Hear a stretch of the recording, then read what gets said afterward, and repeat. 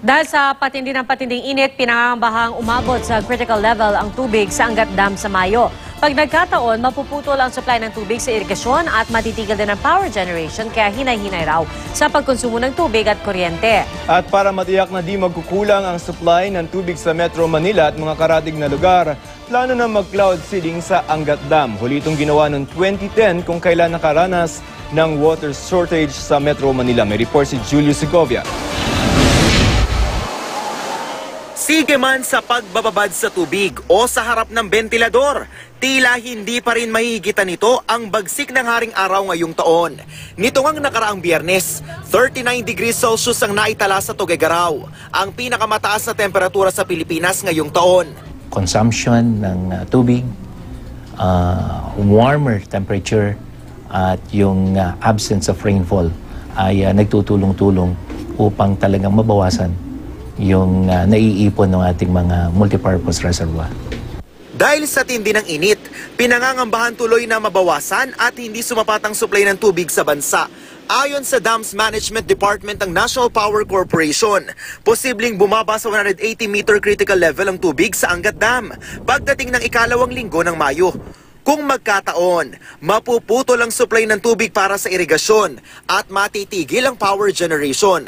Gayunman, hindi pa naman doon ito maapektuhan ang tubig sa ating mga gripo. Sa 180 kasi, yung tinatawag na minimum operating elevation, ang main units ng National Power Corporation sa Angat will not be able to operate, but still we can still deliver water sa Metro Manila through the auxiliary turbines.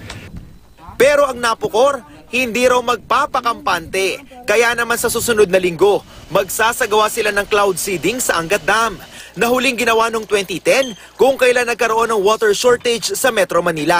Ang problema nga lang ngayon, posibleng maantala ang operasyon dahil bumagsak ang eroplanong nagsasagawa ng cloud seeding sa Magat Dam sa Isabela na ikinasawi ng 4 na tao. Ma-augment and provide water for Metro Manila actually yung priority dyan. We see the need that magkameron ng cloud seeding as a proactive measure dun sa ang tawag dito, pagbaba ng reservoir. Ang weather kasi hindi rin naman natin ma-predict exactly. Ang kaya lang tiyakin ng National Water Resources Board sa ngayon, hindi magkukulang ang supply ng tubig hanggang third quarter ngayong taon. Pero ibang usapan na raw sa pagtatapos ng 2014 kung kailan inaasahang mararamdaman ang epekto ng El Nino. Hindi ko masasabing water shortage eh. Ang kailangan lang talagang i-manage ng mas efficient yung pagre-release ng tubig sa dam.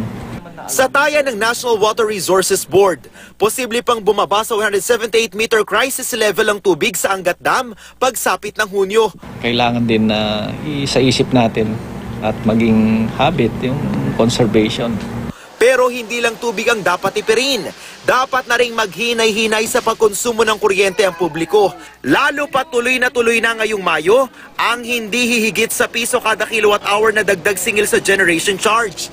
Sa kabila ng walang tigil na apela ng iba't ibang sektor, hindi pumabor si Pangulong Noynoy Aquino sa suhestyong dapat gobyerno ang magtayo ng mga karagdagang planta na inaasahang makatutulong sa problema ng supply ng kuryente sa bansa. Paliwanag ng Pangulo, lalo lang daw mababaon sa utang ang Pilipinas kung pagbibigyan ito.